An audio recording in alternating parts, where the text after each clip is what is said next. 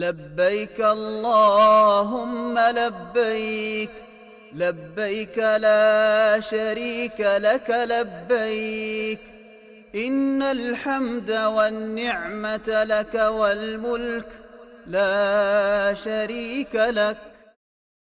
السلام علیکم ورحمۃ اللہ وبرکاتہ.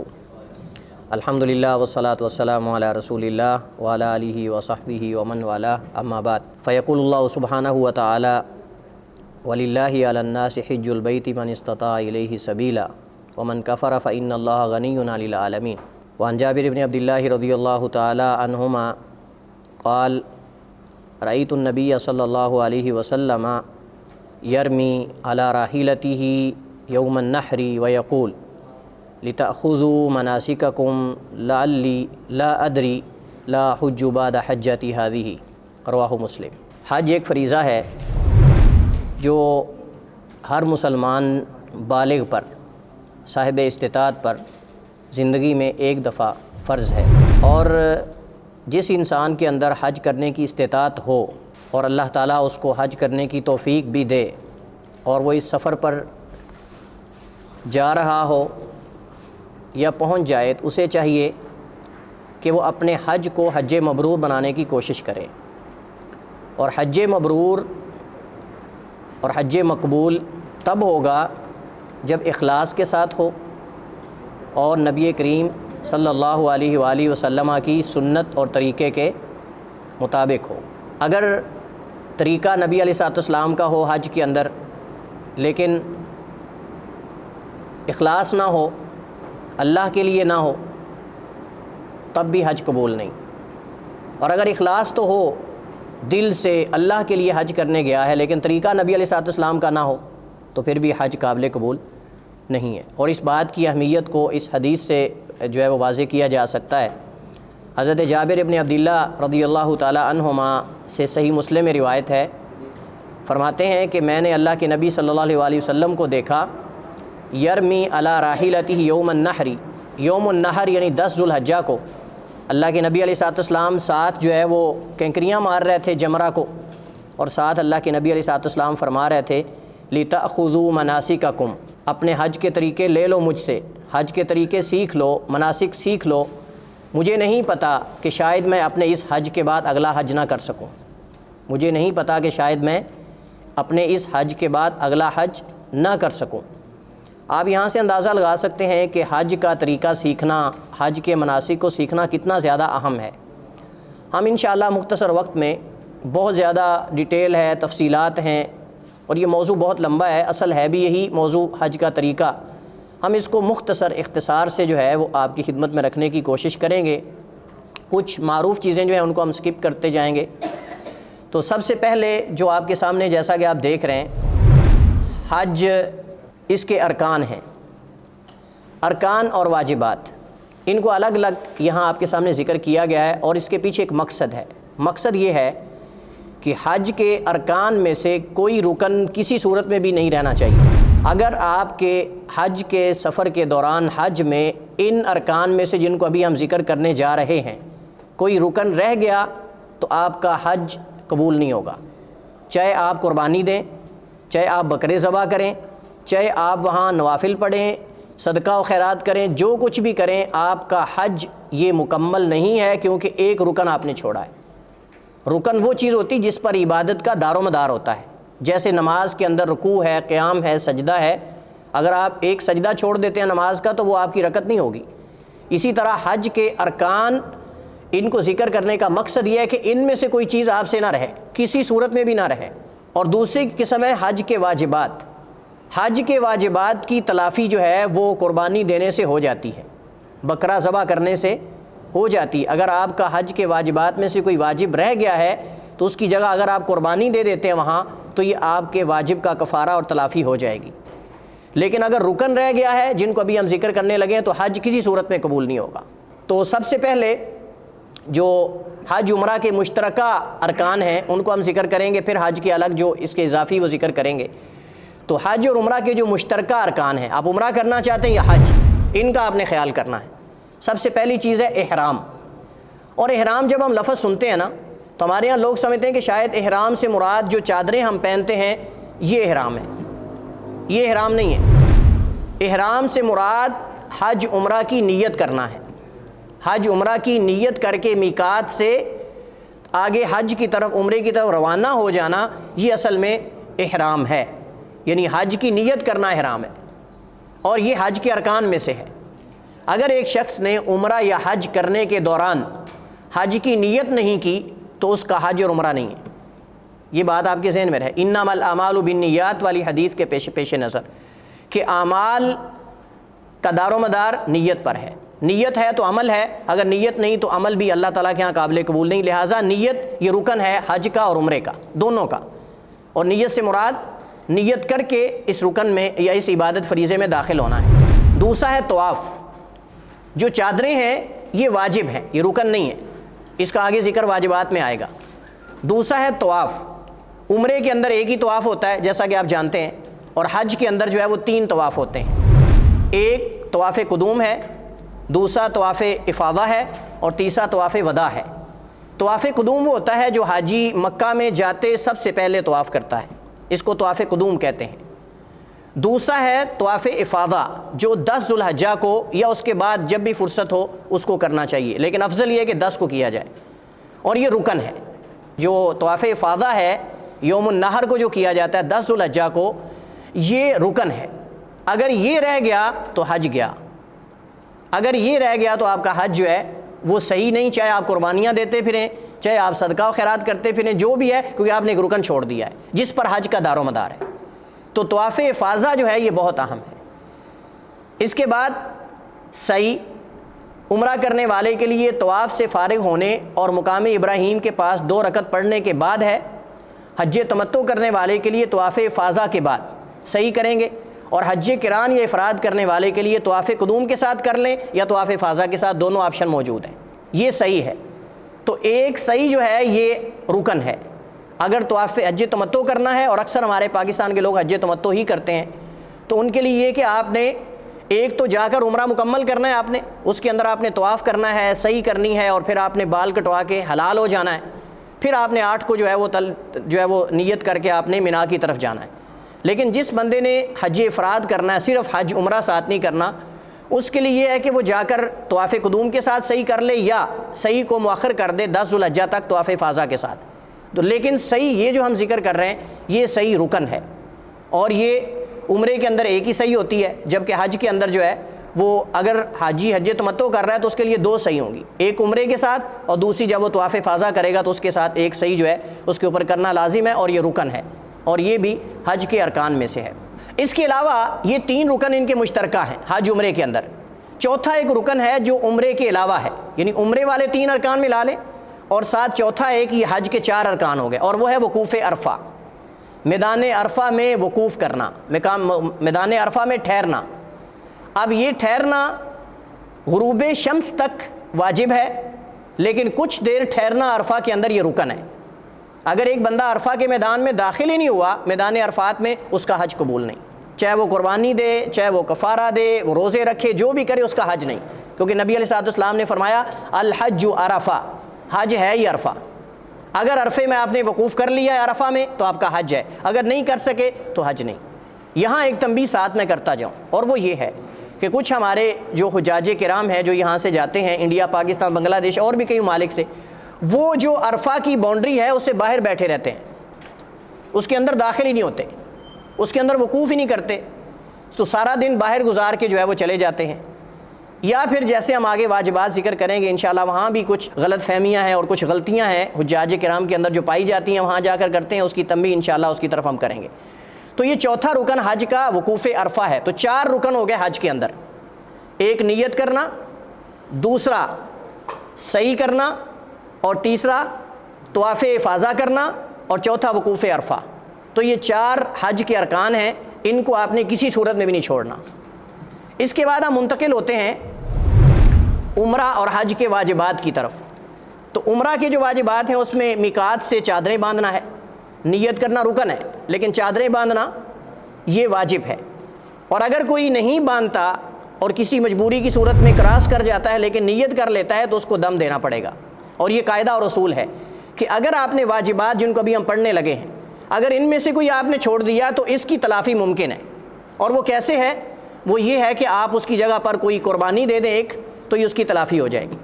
ایک قربانی جس کو ایک دم کہتے ہیں، ایک دم دینے سے واجب کی تلافی اور کفارہ ہو سکتا ہے اگر کسی وجہ سے آپ سے واجب رہ گیا ہے، لیکن رکن کا کوئی کفارہ اور تلافی نہیں ہے جو پہلے ہم پڑھ چکے ہیں. تو لہٰذا واجبات عمرے کے کون سے ہیں؟ احرام باندھنا یعنی چادریں باندھنا، اور حلق یا قصر کروانا جب آپ عمرہ مکمل کر لیں، بال یا منڈوا لیں یا کٹوا لیں، اور یہ صرف عمرے کے ہیں. لیکن حج کے کیا واجبات ہیں؟ حج کے واجبات میں یہ دو پہلے والے شامل ہیں، یعنی چادریں باندھنا، اور اس کے ساتھ ساتھ جب آپ حج تمتع کرنے والے ہیں تو اگر آپ جو ہے وہ عمرہ مکمل کر لیتے ہیں تو آپ قصر کروائیں گے یا حلق کروائیں گے، اور اگر آپ حج افراد کر رہے ہیں یا حج تمتع بھی کر رہے ہیں تو آپ 10 کو بال کٹوائیں گے یا منڈوائیں گے. یہ واجب ہے، رکن نہیں. یہ واجب ہے بال کٹوانا 10 ذو الحجہ کو، یہ رکن نہیں. اگر یہ رہ جائے کسی وجہ سے، آدمی بھول جاتا ہے یا کچھ بھی وجہ ہو سکتی ہے، تو بعض علماء کہتے ہیں اگر بھول گیا ہے تو پھر تو کوئی کفارہ نہیں. لیکن اگر جان بوجھ کر ترک کیا کسی مجبوری کی صورت میں، تو اس کو علم ہے، شعور ہے، تو اس صورت میں وہ ایک قربانی دے گا، ایک دم دے گا، ایک قربانی دے گا اگر کوئی بھی واجب چھوڑا ہے حج کے واجبات میں سے. تو ایک احرام چادر باندھنا، دوسرا بال کٹوانا یا منڈوانا، اور تیسرا غروب آفتاب تک میدان عرفہ میں ٹھہرنا. جب تک سورج غروب نہ ہو جائے آپ نے عرفات کی باؤنڈری سے باہر نہیں جانا. آپ نے میدان عرفات کی باؤنڈری سے، باقاعدہ وہاں باؤنڈریاں لگی ہوئی ہیں، وہاں لکھا ہوا ہے سب کچھ، آپ نے وہاں سے باہر نہیں نکلنا. اگر آپ نکل گئے، جیسے کہ ہمارے بہت سارے پاکستانی اور انڈین بھائی ایسا کرتے ہیں، کس غرض سے؟ تاکہ جلدی جلدی مزدلفہ پہنچ جائیں، آگے جگہ پہ قبضہ کر لیں، کوئی کینکریاں اکٹھی کرنے لگ جاتے ہیں، کوئی پتہ نہیں کیا کیا کام کرتے ہیں. تو آپ نے سورج غروب ہونے سے پہلے عرفات کے میدان سے نہیں نکلنا. جب مغرب کی اذان ہونے لگ جائے، سورج غروب ہو جائے، آپ نے چل پڑنا ہے، آپ نے وہاں سے نکل پڑنا ہے. اس کے بعد 10 ذو الحجہ کی رات مزدلفہ میں گزارنا. 10 ذو الحجہ کی رات مزدلفہ میں آپ نے گزارنا. یہ واجب ہے، رکن نہیں. یہ واجب ہے اور یہ رکن نہیں ہے. اور لیکن اس کے اندر جو ہے وہ عورتوں کے لیے یعنی رخصت دی گئی ہے. بچوں کو رات کے آخری حصے مینا جانے کی اجازت ہے. یعنی جو بوڑھے ہیں یا عورتیں ہیں یا بچے ہیں وہ مزدلفہ کی مکمل رات نہ بھی گزاریں، رات کے آخر میں اگر وہ مینا میں کینکریاں مارنے کے لیے چلے جائیں تاکہ رش سے بچ جائیں، تو شریعت نے، نبی علیہ الصلوۃ والسلام نے اجازت دی ہے. یعنی بوڑھے، زیادہ ضعیف العمر ہیں یا بچے اور عورتیں یا ان کے ساتھ جو ان کو لے جانے والے ہیں، وہ رات کے آخری حصے میں مزدلفہ سے جا سکتے ہیں. لیکن باقی لوگ جو ہیں وہ مزدلفہ میں رات پوری کریں گے. باقی لوگ جو ہیں مزدلفہ میں رات 10 کی جو رات ہے وہ گزاریں گے. اگلے 10 دن مینا کی طرف کینکریاں مارنے کے لیے اور دیگر جو کام ہے وہ کرنے کے لیے ہم نے وہ جانا ہے وہاں سے. 5واں جو واجب ہے حج کے واجبات میں سے وہ ہے یوم النحر، یعنی قربانی کے دن 10 کو زوال سے قبل جمرہ عقبہ کو، اس کو جمرہ کبریٰ بھی کہتے ہیں، جمرہ عقبہ یا جمرہ کبریٰ، جو مکہ والی سائڈ پہ ہے بالکل آخری، وہاں آپ نے ان کو کینکریاں 7 کینکریاں مارنی ہیں. جو 10 کو کینکریاں ماری جاتی ہیں وہ صرف ایک جمرے کو ماری جاتی ہیں، ایک جمرے کو، اور جمرہ کبریٰ کو، اس کو جمرہ عقبہ بھی کہتے ہیں. تو آپ نے 10 کو وہاں کینکریاں مارنی ہیں اور یہ واجب ہے، اور یہ واجب ہے. اس کے علاوہ جو 11 12 13 3 دن کی بھی کینکریاں تینوں جمرات کو مارنی ہیں، تینوں جمرات کو، جو صغریٰ ہے، وسطیٰ ہے اور کبریٰ ہے، تینوں کو آپ نے کینکریاں ساتھ ساتھ مارنی ہیں. تو یہ بھی واجب ہے. لیکن اگر ایک بندہ 12 کو جانا چاہتا ہے، 13 کو وہ نہیں رہنا چاہتا مینا میں، وہ چاہتا ہے کہ میں 2 دن جلدی کر کے نکل جاؤں، تو اس کو چاہیے کہ وہ 12 کی شام کو، یعنی 13 کی رات سے پہلے سورج غروب ہونے سے 12 کے دن کا وہ وہاں سے مینا سے نکل جائے. ہاں اگر کسی مجبوری کی وجہ سے جا رہا ہے، ٹریفک ہے، رش ہے، اور وہ نہیں جا سکا، رک گیا، یعنی مطلب یہ ہے کہ پھنس گیا وہاں ٹریفک میں، تو کوئی حرج نہیں، نکل جائے. لیکن اگر جان بوجھ کر اس نے سورج وہاں غروب کر لیا ہے، مطلب کینکریاں مار کے رک گیا وہاں، تو اب وہ نہیں جا سکتا. اگلے دن جو ہے وہ کینکریاں مار کے 13 کو پھر نکلے گا، اور یہ واجب ہے. تو ایام تشریق کی 3 راتیں، اگر جلدی لوٹنا چاہتا ہے تو 2 راتیں، یہ کینکریاں مارنا جو ہے وہ حج کے واجبات میں سے. اس کے بعد آخری واجب جو حج کے واجبات میں سے ہے وہ ہے طواف وداع. طواف وداع کا مطلب یہ کہ جب آپ بیت اللہ سے، مکہ سے واپس اپنے ملک کو یا مدینہ سے اگر آپ کی فلائٹ واپسی کی ہے، یا آپ واپس جدہ جانا چاہتے ہیں، آخری فائنلی آپ مکہ سے نکل رہے ہیں، تو آپ طواف وداع کریں گے. آخری وداعی طور پر جو مکہ بیت اللہ سے جاتے ہوئے وہ طواف وداع اس کو کہتے ہیں، اور یہ واجب ہے سوائے حائضہ اور مخصوص ایام میں جو عورتیں ہیں ان کو اللہ کے نبی صلی اللہ علیہ وسلم نے رخصت دی ہے کہ وہ نہ کریں، لیکن عام روٹین میں عام حالات میں حجاج کرام پر طواف وداع کرنا یہ حج کے واجبات میں سے ہے۔ اگر کوئی آدمی جو ہے وہ نہیں کر سکتا، یہ رہ گیا اس سے واجب، تو اس پر جو ہے وہ دم دینا پڑے گا، جیسے کہ عبداللہ ابن عباس رضی اللہ عنہما کا فتویٰ ہے اس کے مطابق۔ اس کے بعد مواقیت ہیں، اس پہ انشاءاللہ ہم بعد میں بات کرتے ہیں۔ اب ہم چلتے ہیں احرام کی طرف۔ جیسا کہ آپ دیکھ رہے ہیں احرام جو ہے ہم نے کہا کہ نیت کا نام ہے، اور جو دو چادریں ہیں ان کو احرام اس وجہ سے کہتے ہیں کہ جب ہم نیت کرتے ہیں تو ساتھ ہم یہ چادریں باندھ لیتے ہیں، تو یہ واجب ہے، چادریں باندھنا واجب ہے لیکن نیت کرنا رکن ہے، جیسے میں پہلے وضاحت کر چکا ہوں۔ تو اس کا طریقہ یہ کہ مردوں کے لیے تو افضل یہ ہے کہ سفید چادریں ہوں، البتہ جائز ہے کہ کسی اور رنگ کی بھی ہو سکتی ہیں، تھوڑی براؤن ہو جائیں یا مطلب لائٹ کلر ہو یا کوئی حرج نہیں، لیکن افضل یہ کہ سفید ہو، افضل یہی ہے۔ اور عورت کا جو عام لباس ہے، عورت کا کوئی عمر حج کے لیے خاص لباس نہیں، جیسے کہ ہمارے ہاں تکلفات کیے جاتے ہیں، مخصوص قسم کا لباس، مخصوص قسم کی چھتری، مخصوص قسم کا وہ اسکارف، اور یہ حدیث میں کہیں بھی میرے ناقص علم کے مطابق کوئی عورت کا خاص لباس نہیں ہے، عورت عام لباس میں ہی جائے گی جو اس کا لباس ہے، البتہ صرف یہ ہے کہ وہ نقاب نہیں کرے، پورے چہرے کے اوپر آگے کپڑا جو ہے وہ لٹکائے گی، نقاب نہیں کرے گی، جیسے انشاءاللہ آگے اس پہ ہم وضاحت کریں گے۔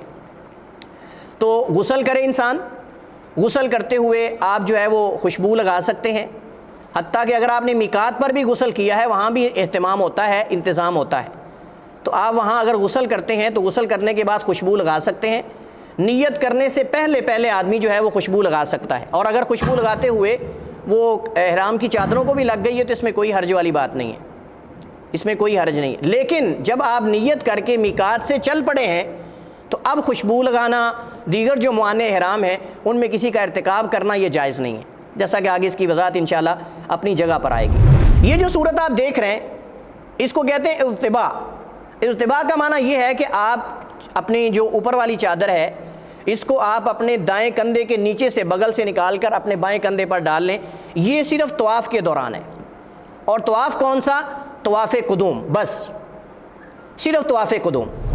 جب پہلی دفعہ آپ نے بیت اللہ میں جا کے طواف کرنا ہے حج کا، جس کو طواف قدوم کہتے ہیں، صرف اسی میں آپ نے یہ دایاں کندھا ننگا رکھنا ہے، نہ طواف افاضہ میں نہ طواف وداع کے اندر، یہ بات نوٹ کر لیں، صرف طواف کے دوران یہ کندھا ننگا رکھنا ہے، اور وہ بھی پہلے طواف کے اندر جو آپ نے طواف قدوم کرنا ہے۔ اس کے علاوہ جو ہی آپ کا طواف کمپلیٹ ہوگا آپ نے یہ کندھا اپنا ڈھانپ لینا ہے، آپ نے جو نفل پڑھنے ہیں 2 مقام ابراہیم کے پاس یا اس کے دائیں بائیں، وہ کندھے ڈھانپ کے آپ نے پڑھنے ہیں۔ بہت سارے حجاج کرام پورے حج عمرے کے اندر دایاں کندھا ننگا رکھتے ہیں، اور غلطی کیا کرتے ہیں؟ نماز بھی ننگے کندھے کے ساتھ پڑھتے ہیں، اور یہ صحیح نہیں ہے کہ نماز انسان کندھے ننگے کر کے پڑھے، نماز میں کندھے ہمارے ڈھانپے ہونے چاہیے، جبکہ حجاج کرام کو میں نے اپنی آنکھوں سے کئی حجاج کرام کو دیکھا اور ایک دوسرے کو دیکھا دکھائی، اچھا یہ سارے کر رہے ہیں تو یہ صحیح ہوگا پھر، تو وہاں صحیح کے اندر بھی صفا مروہ پہ بھی پورا آخر تک ان کے کندھے ننگے ہی ہوتے ہیں، نمازیں بھی پڑھ رہے ہیں، فرائض بھی پڑھ رہے ہیں، سب کچھ کر رہے ہیں، لیکن کام ان کا اسی طرح ہے۔ تو آپ نے جو ہی طواف کمپلیٹ کرنا ہے، رکھتے پڑھنے سے پہلے آپ نے فوراً کندھے کو ڈھانپ لینا ہے، ٹھیک ہے جی، کلیئر ہے؟ چلیے اب احرام کی کوئی خاص رکھتے نہیں ہیں، احرام کے کوئی خاص نوافل نہیں ہیں، یہ بات ذہن میں رہے، یعنی اگر آپ نے اپنے گھر سے احرام باندھا ہے لاہور سے، یا یہاں ایئرپورٹ سے آپ نے احرام باندھا ہے، تو اس کی کوئی خاص نوافل یا رکھتے نہیں ہیں۔ یہ سنت کہاں ہے؟ میقات پہ، میقات پہ جب آپ جاتے ہیں وہاں سے جب آپ نیت کر کے نکلتے ہیں، اس سے پہلے اللہ کے نبی صاحب نے مدینہ کے میقات پہ اللہ کے نبی نے 2 رکعت نوافل ادا کیے ہیں، تو احرام کے نوافل نہیں ہیں، وہ میقات کے لیے ہیں۔ میقات سے سنت ہے کہ آپ 2 نفل وہاں نماز پڑھ کے نکلیں، اور وہ بھی بعض علماء نے مدینہ کے میقات کے ساتھ خاص کیا اور بعض علماء نے اس کو عام کیا ہے کہ کسی بھی میقات سے جب آپ گزرتے ہیں نیت کر کے اور حج عمرہ کرنا چاہتے تو آپ وہاں 2 رکعت نماز پڑھیں، وہاں مسجد اور وہاں انتظام وغیرہ موجود ہوتا ہے۔ اس کے بعد ہم چلتے ہیں مواقیت۔ دیکھیں میقات 2 طرح کے ہیں، زمانی ہے، مکانی ہے۔ زمانی کا مطلب حج کا جو زمانہ ہے، اور آپ جانتے ہیں حج کے مخصوص ایام ہیں، ان کے علاوہ پورے سال میں ہم حج نہیں کر سکتے سوائے ان دنوں کے جن میں اللہ نے حج کا ہمیں حکم دیا ہے۔ عمرہ تو پورے سال کے اندر اوپن رہتا ہے، کھلا رہتا ہے، کسی وقت بھی جا سکتے ہیں، لیکن حج کا زمانہ میقات یعنی وقت متعین ہے، اور اسی طرح حج کی جگہ بھی متعین ہے عمرے اور حج کی، اس کو کہتے ہیں مواقیت۔ مواقیت زمانی بھی ہیں، مواقیت جو ہے وہ مکانی بھی ہیں۔ جیسا کہ میں آپ کے سامنے یہ کھول رہا ہوں، تو پہلا میقات ہے یلملم، اس کو سعدیہ بھی کہتے ہیں، اس کو سعدیہ بھی کہتے ہیں، اور یہ ہمارا پاکستان، انڈیا، یمن، بنگلہ دیش، انڈونیشیا، جو اس علاقے سے آتے ہیں سارے لوگ، یہ ان کا میقات ہے، حتیٰ کہ یمن والوں کا بھی یہی میقات ہے، جیسا کہ حدیث میں اللہ کے نبی علیہ السلام نے ذکر کیا ہے۔ اور یہ تقریباً مکہ سے 92 کلومیٹر یعنی 92 کلومیٹر کے فاصلے پر یہ موجود ہے، اور یہ سمندر کے اندر ہے، ایک سمندر کے اندر خشک علاقہ، ساحلی علاقہ موجود ہے وہاں، اس کے اندر ہے، یعنی یہ جدہ کے بالکل ساتھ نہیں ہے، بلکہ جدہ سے آگے سمندر میں کچھ خشک علاقہ آتا ہے، وہاں یہ موجود ہے۔ اور یہ پیچھے سے جو لوگ آتے ہیں بحری جہاز یا اس طرح کے، ان کے لیے متعین کیا گیا ہے، یمن سے آئیں یا ہمارے پاکستان، انڈیا وغیرہ ایسے علاقے سے آئیں، تو یہ جو سعدیہ مقام ہے یہ سمندر کے اندر جیسے چھوٹے چھوٹے ساحل بنے ہوتے ہیں، تو وہاں یہ جدہ کے بالکل قریب ایک ساحل ہے، وہاں یہ سعدیہ مقام جیسا کہ آپ تصویر کے اندر دیکھ رہے ہیں۔ دوسرا ہے ذوالحلیفہ۔ ذوالحلیفہ جو ہے یہ مدینہ کا میقات ہے، جو مدینہ سے آئیں یا پھر شام سے یا اس علاقے سے جس طرف سے بھی آتے ہیں، مدینہ سے پیچھے سے لوگ آتے ہیں، اس وقت تبوک ہے، اور اس کے علاوہ جو دیگر علاقے دور دور کے، سعودی عرب کے، شام کے جتنے علاقے ادھر پڑتے ہیں وہ سارے ان کا میقات جو ہے وہ ذوالحلیفہ ہے، اور یہ سب سے دور ترین میقات ہے مکہ سے۔ سب سے دور کا میقات یہ مدینہ کا ہے، 420 کلومیٹر تقریباً بنتا ہے، 420 کلومیٹر مکہ سے تقریباً اس کے قریب قریب ہے۔ تیسرا ہے جحفہ، اور یہ جحفہ جو ہے یہ اہل مغرب، شام، ترکی، مصر وغیرہ اس طرح ان لوگوں کے لیے، جو سمندر کے علاقے سے لوگ آتے ہیں ان کے لیے ہے، اور یہ میقات جو ہے بحر احمر کے ساحل میں یہ واقع ہے، اور اس کو موجودہ نام رابغ بھی کہتے ہیں۔ رابغ بھی تقریباً 187 یا 190 کلومیٹر کے فاصلے پر ہے مکہ سے۔ چوتھا ہے قرن المنازل۔ قرن منازل جو ہے یہ آپ یہ کہہ سکتے ہیں کہ یہ مکہ سے سب سے قریب ترین میقات ہے، مکہ کا سب سے قریب ترین میقات ہے، اور وہاں ہر ایک کے لیے جانا ممکن بھی ہے، اور یہ تقریباً 80 سے 90 کلومیٹر کے فاصلے پر ہے، بعض اس سے بھی کم ذکر کرتے ہیں۔ اور یہ طائف سے پیچھے جو لوگ آتے ہیں، ریاض وغیرہ سے اور اہل نجد وغیرہ جو دیگر اس سائڈ سے لوگ آتے ہیں، اس کو السیل الکبیر بھی کہتے ہیں، قرن المنازل بھی کہتے ہیں۔ ذات عرق یہ اہل عراق کے لیے ہے۔ حضرت عمر رضی اللہ تعالیٰ عنہ نے یہ اہل عراق کے لیے میقات مقرر کیا تھا، لیکن ان کے علم میں حدیث نہیں تھی، چونکہ عراق جو ہے وہ حضرت عمر کے زمانے میں فتح ہوا ہے۔ نبی علیہ السلام کے زمانے میں عراق کے لوگ مسلمان نہیں تھے، وہاں اسلام نہیں تھا، حضرت عمر کے زمانے کے اندر عراق فتح ہوا ہے، تو اہل عراق نے حضرت عمر سے آ کر پوچھا کہ ہم یعنی اگر ادھر سے آتے ہیں دوسرے میقات سے یا ادھر سے تو ہمیں بہت دور پڑتے ہیں، تو ہم کس جگہ سے آئیں؟ انہوں نے کہا کہ تم ذات عرق جو ہے اس میقات سے آیا کرو۔ بعد میں ایک صحابی نے بتایا کہ اللہ کے نبی علیہ السلام نے حدیث میں یہی ذکر کیا جس کو آپ نے ذکر کیا، سبحان اللہ۔ حضرت عمر کے علم میں حدیث نہیں تھی کہ اللہ کے نبی نے اہل عراق کے لیے ذات عرق مقرر کیا ہے، انہوں نے اپنے اجتہاد سے، اللہ ان کو الہام کرتا تھا کئی مسائل میں، اللہ تعالیٰ کے حکم کی موافقت کی حضرت عمر نے رضی اللہ تعالیٰ عنہ نے، ان میں سے ایک یہ بھی ہے کہ انہوں نے اپنے اجتہاد سے اہل عراق کو بتایا کہ تم ذات عرق نامی مقام سے نیت کر کے احرام باندھ کے آ جایا کرو۔ لیکن بعد میں ایک صحابی نے بتایا کہ اللہ کے نبی علیہ السلام نے حدیث کے اندر یہ میقات مقرر کیا ہے، تو اس سے جو ہے وہ صحابی کی رائے نبی علیہ السلام کی حدیث کے موافق ہو گئی، اور یہ حضرت عمر کے جو ہے وہ موافقات میں بھی آپ کہہ سکتے ہیں، موافقات میں بھی اس کو شمار کر سکتے ہیں۔ جی، چھٹا میقات بنایا جاتا ہے اور مسجد عائشہ کا ہے، اس کو تنعیم بھی کہتے ہیں، اور ایک ساتواں بھی بن گیا مسجد جیرانہ کا۔ اس طرح تو ہر سال کوئی نہ کوئی نیا بنے گا، پھر آہستہ آہستہ 30 عمرے کرنا، آپ عمرہ کریں، 1 کریں، 2 کریں، 3 کریں، لیکن میقات سے کریں۔ جس مسئلے کے اندر شبہ ہو، اختلاف ہو، اس سے ہمیں بچنا چاہیے، کیونکہ یہ مسئلہ مسجد عائشہ کے میقات ہونے کا یا وہاں سے عمرہ کرنے کا یہ اتفاقی نہیں ہے، کیونکہ اگر ہم اس کو میقات بنا دیتے ہیں تو دیگر جو مواقیت ہم نے پیچھے پڑھے ان کی اہمیت ختم ہو جاتی ہے۔ آپ نے باقاعدہ نہیں کہا کہ یہ میقات ہے اور یہاں سے بھی کوئی عمرہ کر سکتا۔ حضرت عائشہ کے ساتھ مسئلہ خاص تھا، ان کے بھائی ساتھ گئے لیکن انہوں نے عمرہ نہیں کیا، انہوں نے وہاں سے، اللہ کے نبی مکہ میں کتنے دن رہے، آپ بھی تو وہاں سے کر سکتے تھے، صحابہ بھی وہاں سے کر سکتے تھے۔ بہرحال یہ مسئلہ اختلافی ہے، اس وجہ سے اگر آپ کو کسی عالم کی رائے سے لگتا ہے کہ یہ وہاں سے عمرہ کرنا مناسب ہے اور آپ مطمئن ہیں تو ٹھیک ہے بھائی، لیکن واللہ عالم میں اپنے ناقص علم کے مطابق اس کو میقات نہیں سمجھتا اور نہ یہاں سے عمرہ مناسب سمجھتا ہوں، واللہ عالم۔ اس کے بعد ہم چلتے ہیں، جی میقات کا ہو گیا۔ اس کے بعد آپ نے جب نیت کرنی ہے میقات سے تو آپ نے لبیک اللہم عمرتن، اگر آپ نے حج تمتع کرنا ہے، لبیک اللہم عمرتن، اللہم لبیک عمرتن، تقدیم و تاخیر جائز ہے، لبیک اللہم عمرتن اور اللہم لبیک عمرتن، آپ ایسے بھی کہہ سکتے ہیں، ایسے بھی کہہ سکتے ہیں، اور ساتھ اگر کہہ رہے ہیں متمتعا الی حج تو کوئی حرج نہیں، لیکن خالی اگر تمتع کرنے والا خالی کہہ دیتا لبیک اللہم عمرتن تو یہ بھی چل جائے گا، کیونکہ آپ نے دوبارہ نیت پھر کرنی ہے جب آپ نے 8 کو مینا میں جانا ہے، تو نیت تو آپ نے پھر بھی کرنی، لہٰذا آپ یہاں سے عمرے کی نیت کر لیں میقات سے، اور پھر آپ جب آگے جائیں تو وہاں آپ جو ہے وہ مکہ سے اپنے ہوٹل سے آپ جو ہے وہ مینا جاتے ہوئے دوبارہ نیت کر سکتے ہیں۔ اس کے بعد آپ نے تلبیہ کہنا شروع کر دینا ہے، لبیک اللہم لبیک لبیک لا شریک لک لبیک ان الحمد والنعمت لک والملک لا شریک لک۔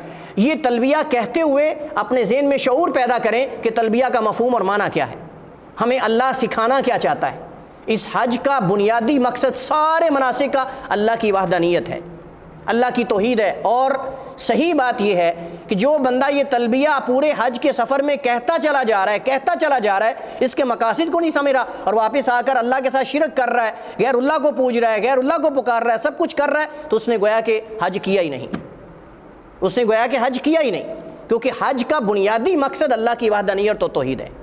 اس وجہ سے یہ ضروری ہے کہ ہم اگر کسی کے اندر کوئی ایسی چیز ہے تو اپنے آپ کو موحد بنائے، یہ تلبیہ کا مقصد ہے اور اس کا معنی بھی یہی ہے۔ چلیے جی، اب یہ تلبیہ ہم نے کیا مسلسل کہتے ہی جانا ہے، مسلسل ہی کہتے جانا ہے، اس سے تو بندہ تھک جاتا نہیں، آپ وقتاً فوقتاً اس کو کہتے رہیں، مرد اونچی آواز سے کہیں گے، عورتیں آہستہ آواز سے کہیں گی، جب کبھی اونچی جگہ آتی ہے، اترتے ہیں، چڑھتے ہیں، تو آپ جو ہے وہ ان مقامات پہ جو ہے وہ تلبیہ کہیں گے، بلند آواز سے کہیں گے۔ بیچ میں آپ سونا چاہیں تو بھائی سو بھی جاتے ہیں بس پہ، کوئی حرج نہیں، سو سکتے ہیں، جب جاگ رہے ہیں تلبیہ کہنے لگ جائیں، تو یہ لازم نہیں کہ آپ مسلسل ہی کہتے جائیں، لیکن یہ کہ افضل ہے کہ ہمیں کہنا چاہیے، ایک ذکر ہے، اور دل کو ذکر سے جوڑنا بھی حج کا مقصد ہے، دل کو ذکر سے جوڑنا یہ بھی اصل میں حج کے مقاصد میں سے مقصد ہے۔ تلبیہ کا وقت کیا ہے؟ عمرے میں آپ نے میقات سے لے کر طواف شروع کرنے تک تلبیہ کہتے رہنا ہے۔ بیچ میں نے کہا کہ آپ نے سونا چاہتے ہیں، کوئی ضروری کام ہے، کھانا پینا ہے، کچھ بھی ہے، تو آپ صاحب جا رہے کہ رک جائیں، کوئی مسئلہ نہیں، لیکن آپ نے بند کب کرنا ہے تلبیہ؟ اگر عمرہ کرنے جا رہے ہیں آپ، مثلا حج تمتع والے پہلے عمرہ کریں گے تو آپ نے طواف کرنے سے پہلے رک جانا ہے، تلبیہ بند کر دینا ہے۔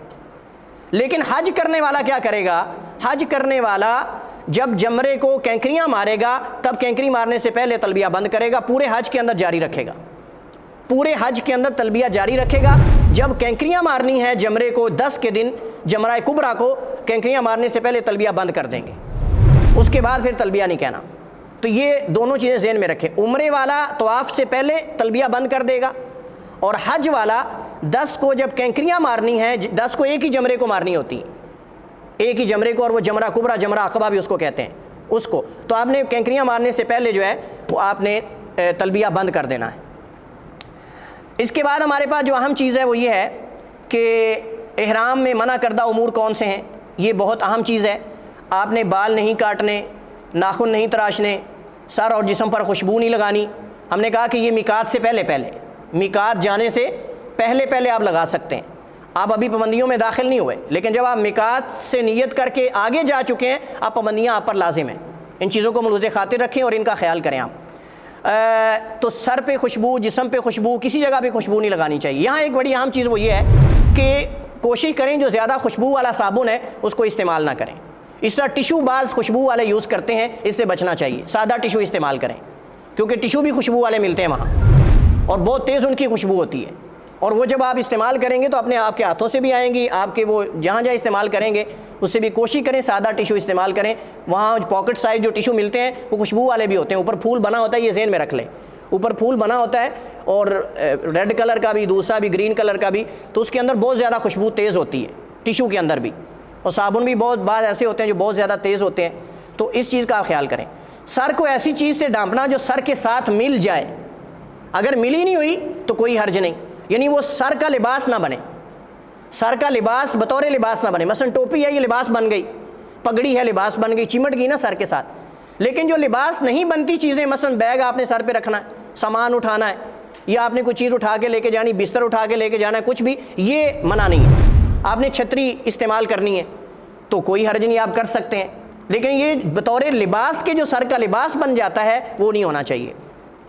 اس کے بعد مرد کے لیے کوئی ایسا کپڑا پہننا جو سلا ہوا، جو جسم کے ساتھ چپک جائے، اس کے اندر انڈر ویئر ہے، اس کے اندر جو ہے وہ شلوار ہے، قمیض ہے، بنیان ہے، جتنی چیزیں ساری اس میں آتی ہیں۔ ہاں البتہ بعض علماء نے ایسے بزرگ جو عمر رسیدہ ہیں اور ان کو بار بار موشن آتے ہیں یا مطلب پیشاب ان کا نکلنے کا خدشہ ہے، ان کے لیے پیمپر یوز کرنے کی اجازت دی ہے، ان کے لیے پیمپر یوز کرنے کی اجازت دی ہے، ان ضعیف العمر لوگوں کے لیے، عورتیں ہیں یا مرد، جو ان کے پیشاب نکلنے کا امکان، چونکہ صادر بیت اللہ کے اندر تو اس چیز کا خیال کرنا ہے نا، حرم کے اندر، بیت اللہ کے اندر، تو ان کے لیے بعض علماء نے اجازت دی ہے کہ وہ پیمپر وغیرہ، کیونکہ سوالات لوگ کرتے ہیں کہ جی ہمارے بزرگ ہیں ان کو حج پہ لے جا رہے ہیں، عمرے پہ، لیکن وہ مطلب ان کو پیمپر ہم استعمال کرتے ہیں، تو کیا کریں آپ؟ تو بھائی وہ ویل چیئر پہ لوگ لے کے جاتے ہیں، بعض بہت زیادہ عمر رسیدہ لوگ ہوتے ہیں، تو ان کے لیے پھر پیمپر وغیرہ جو ہے یہ استعمال کیا جا سکتا ہے، کوئی حرج نہیں جی، کوئی حرج نہیں۔ جو گھٹنوں کے درد کے لیے، جوڑوں کے درد کے لیے پٹی پہنی جاتی ہے، اس میں علماء نے اجازت دی ہے جی، کوئی حرج نہیں، وہ اسی کی طرح ہی ہے۔ وہی میں کہہ رہا ہوں، جو جوڑوں کے درد کے لیے پٹیاں یوز ہوتی ہیں اس کے کوئی حرج نہیں پہننے میں۔ اگر واقعتاً ہی اس کو مجبوری ہے، درد ہے، تو گھٹنوں پر یا ہاتھ کے جو جوڑ ہیں ان پہ وہ پہن سکتا ہے، کوئی حرج نہیں جی، یہ لباس میں نہیں آئے گا کیونکہ بطور لباس وہ پہن ہی نہیں رہا۔ اس کے بعد عورت کے لیے دستانے یا نقاب پہننا یہ جائز نہیں ہے۔ عورت کے لیے گلوز یا نقاب، یعنی نقاب کی صورت یہ ہوتی ہے، لیکن پورے سر کے چہرے کا پردہ عورت کرے گی۔ بعض عورتیں سمجھتی ہیں کہ حج کے اندر، عمرے کے اندر پردہ ہے ہی نہیں، پردہ ہے۔ حضرت عائشہ کی حدیث، امہات المومنین کی حدیث واضح ہیں کہ جب ہمارے سامنے مرد آتے تھے، اس دور میں اتنا رش نہیں ہوتا تھا، اس دور میں کوئی اتنے لاکھ لوگ تو نہیں نہ ہوتے تھے، تو وہ جب مرد سامنے آتے تھے تو وہ اپنے چہرے کے آگے کپڑا کر لیتی تھی، اور جب چلے جاتے تھے تو چھوڑ دیتی۔ لیکن اب وہ کیفیت نہیں، اب تو بار بار لوگ آ جا رہے ہیں، کثیر تعداد میں لوگ موجود ہیں۔ اب کیا کریں گے؟ اب باریک کپڑا جو ہے، جس کو رومالی ٹائپ بھی کہتے ہیں، وہ عورت پیچھے سے باندھ کر اس کو آگے گرا لے گی، انتہائی باریک کپڑا جو ہوتا ہے۔ لیکن اس کے لیے تکلف کرنا، وہ جو کیپ ہے آگے جس کے اوپر وہ بنی ہوتی ہے، شیڈ سی بنی ہوتی ہے، آگے بڑی ہوتی ہے، بعض عورتیں وہ تکلف کے لیے پہنتی کہ چہرے کو ٹچ نہ کرے۔ بھائی چہرے کو کپڑا ٹچ کر لے، کوئی مسئلہ نہیں، لیکن نقاب منع ہے۔ اگر آگے سے کپڑا گرایا اور چہرے کو لگ رہا ہے تو یہ پہ پابندی نہیں، اس کی کوئی حرج نہیں ہے۔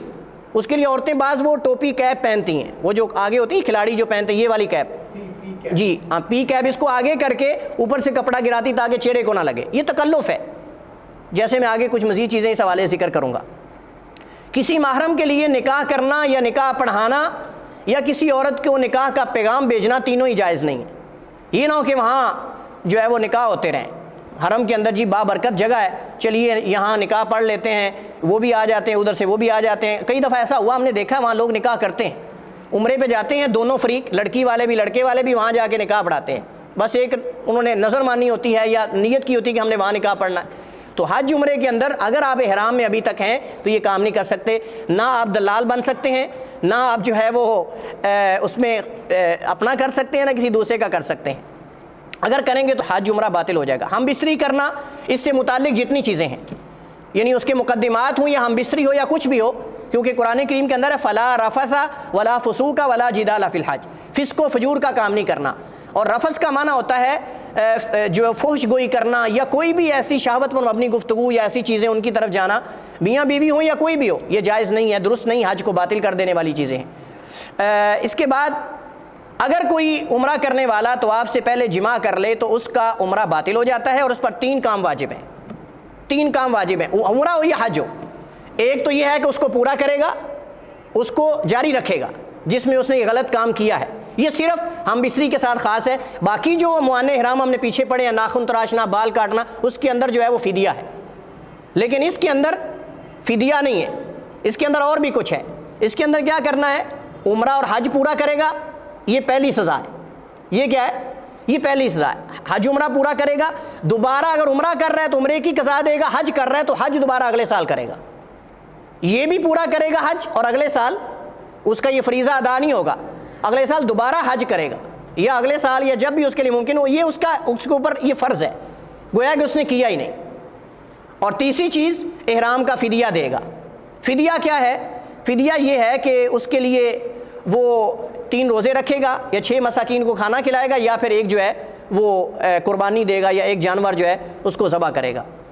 اسی طرح اگر حاجی نے وقوف عرفہ سے پہلے جماع کر لیا، وقوف عرفہ سے پہلے جماع کر لیا تو اس کا حج باطل ہے، اور اس پر جو ہے وہ 3 کام ہے، یعنی حج عمرے دونوں کے اندر یہ مسئلہ ہے۔ عمرہ اگر اس نے مکمل کرنے سے پہلے یہ کام کر لیا تب بھی، اگر حج یوم عرفہ سے پہلے اس نے وقوف عرفہ سے پہلے اگر یہ کام کر لیا تب بھی اس کا جو حج باطل ہو جائے گا۔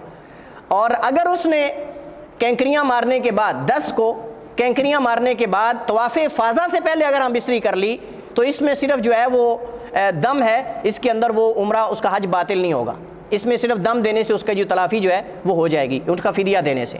مسلمان چاہے حالت احرام میں ہو یا نہ ہو، اس پر حرم مکہ اور مدینہ میں شکار کرنا منع ہے، یہ شاذ و نادر ہے، لیکن ہمیں کوئی وہاں شکار کرنا، درخت کو کھیرنا، وہاں سے مطلب کہ جانوروں کو بھگانا، یہ صحیح نہیں ہے اور یہ جائز نہیں ہے۔ حدود حرم میں یا حالت احرام میں کوئی گری ہوئی چیز نہیں اٹھانی چاہیے، یہ بہت بڑی بلا آپ کے گلے پڑ جائے گی اگر آپ نے وہاں کوئی گری بڑی چیز اٹھا لی تو، کیونکہ حدیث میں ہے حدود حرم سے اٹھائی گئی چیز پوری زندگی اس کی نیلامی کرنی پڑے گی تا حیات۔ ہر سال موسم اگر حج کے اندر ملی تو حج کے موسم میں، عمرے کے اندر تو عمرے کے موسم میں آپ کو اعلان کروانا پڑے گا کہ یہ چیز کس کی لے لے اگر اٹھا لی تو۔ کیا خیال ہے، کر سکیں گے ایسا؟ نہیں نہ کر سکتے۔ وہاں اس وقت مکہ میں قسم الامانات ایک آفس ہے، اس کے بعد لکھا ہو قسم الامانات، آپ گمشدہ چیزیں وہاں جا کے جمع کروا سکتے ہیں، لیکن یہ بھی گلے پڑ جاتی۔ کیسے؟ وہ لکھتے ہیں آپ کا فون نمبر، کہاں سے ملی ہے۔ اگر مثلا آپ کو پرس ملا ہے اور پرس کے اندر آپ کو کسی نے پیسے نکال کے پرس پھینک دیا، اس کے اندر ڈاکومنٹس ہیں، اب ڈاکومنٹس آپ نے جا کے پہنچا دیے آفس میں، انہوں نے آپ کا نمبر لینا ہے، جگہ کہاں سے ملا ہے، بعد میں پیسے آپ کے پیٹے پڑ جائیں گے، پیسے آپ کے لگ جائیں گے کہ آپ نے نکالے ہیں۔ سمجھ رہے ہیں آپ بات کو؟ اس وجہ سے کسی صورت میں وہاں چیز نہ اٹھائیں، وہاں انتظامیہ ہے، وہاں پولیس والے ہیں، وہاں منتظمین ہیں، کثرت سے پھر رہے ہوتے ہیں، صفائی والے کھڑے ہوتے ہیں، وہ کر لیں گے، آپ یہ ٹینشن نہ لیں۔ اگر آپ نے اٹھا لی تو آپ کو پھر ڈھونڈنا پڑے گا کہ جمع کہاں کروانا ہے، اس وجہ سے اس طرف نہ جائیں۔ حدود حرم میں درخت وغیرہ، پتے وغیرہ کاٹنا یہ صحیح نہیں۔ بہرحال حالت حرام میں جائز امور جن کو لوگ ناجائز سمجھتے ہیں لیکن یہ جائز ہیں، ان میں کوئی چھتری کا استعمال کرنا، سائے دار کوئی چیز استعمال کرنا، سر پر کوئی سامان وغیرہ اٹھانا، زخموں پر پٹی باندھنا احرام کی، اور یہ زخموں پر پٹی باندھنے میں وہ آ جائے گا جو آپ نے سوال کیا ہے، ٹھیک ہے جی۔ احرام کی چادریں تبدیل کرنا یہ بڑا اہم مسئلہ ہے، بعض لوگوں کو تھوڑا کوئی لگ جائے چادر پہ تو وہ سمجھتے ہیں دھونا ہی حرام ہے اور چادریں چینج بھی نہیں کر سکتے۔ نہیں، آپ اس احرام کی چادر کو دھو بھی سکتے ہیں، واش بھی کر سکتے ہیں، اور نئی چادر بھی آپ نیا احرام بھی باندھ سکتے ہیں، چینج کر سکتے ہیں، کوئی حرج نہیں۔ لیکن اس وقت جب چینج کریں گے خوشبو نہیں لگانی، کیونکہ اب آپ جو ہے وہ احرام میں ہیں، اب آپ نیت میں ہیں اور ابھی تک آپ کا فریضہ جو ہے مکمل نہیں ہوا۔ سامان رکھنے کے لیے بیلٹ استعمال کرنا، یہ جو ہم سامان وغیرہ رکھتے ہیں، پیسے وغیرہ، قیمتی ڈاکومنٹس وغیرہ رکھتے ہیں، یہ بیلٹ آپ استعمال کر سکتے ہیں، کوئی حرج نہیں ہے۔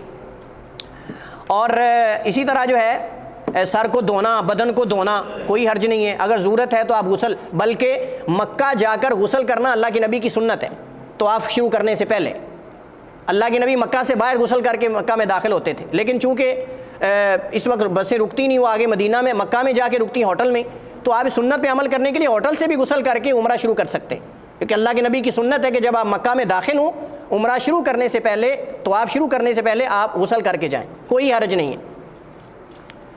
گھڑی، ہیڈ فون وغیرہ، چشمہ وغیرہ لگا سکتے ہیں، خصوصاً جس بندے کو چشمے کے بغیر نظر نہیں آتا۔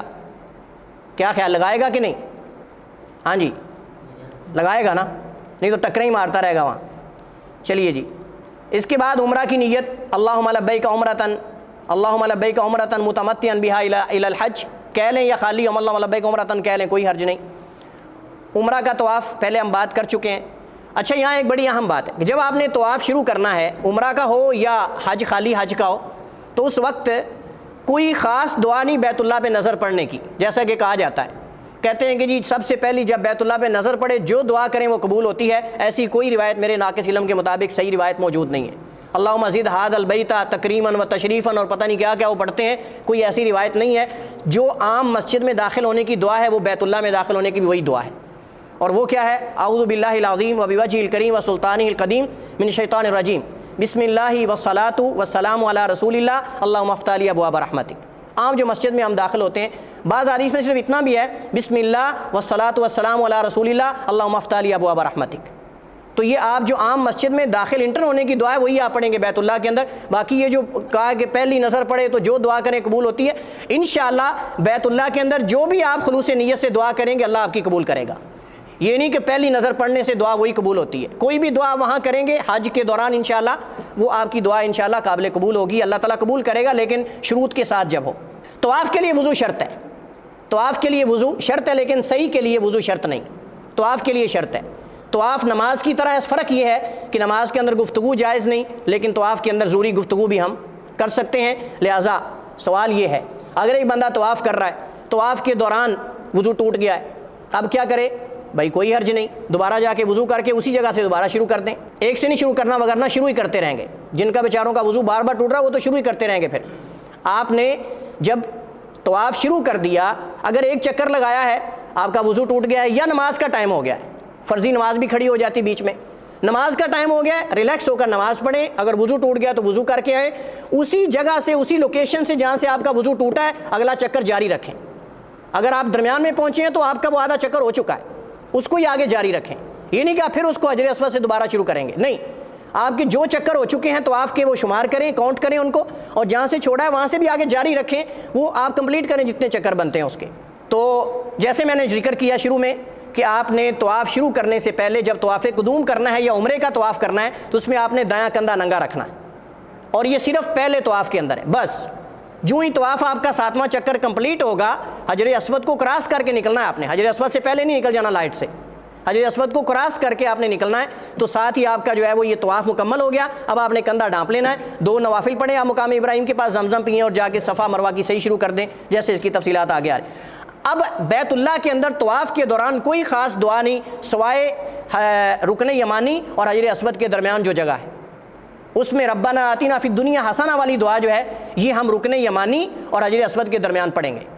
اس کے علاوہ باقی بیت اللہ کے اندر طواف کے دوران کوئی بھی دعا آپ کر سکتے ہیں، جو بھی آپ کے ذہن میں جو ہے وہ دعا۔ یہ دیکھ رہے ہیں آپ بیت اللہ کی شکل، تصویر دیکھ رہے ہیں آپ، یہ حجر اسود ہے، یہاں لائٹس لگی ہوئی ہرے رنگ کی پیچھے تک، آپ نے یہاں سے آپ نے طواف کا آغاز کرنا ہے، آپ نے یہاں سے طواف کو سٹارٹ کرنا، آغاز کرنا ہے۔